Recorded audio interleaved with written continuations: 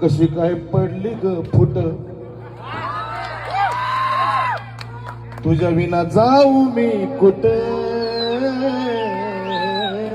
मला आता सुचलं म्हणून उठलोय मी. तुझ्या विना जाऊ मी कुठ, कशी काय पडली ग फुट, तूच मला मनापासून लावला जीव. अग तूच मला मनापासून लावला जीव. अग येडा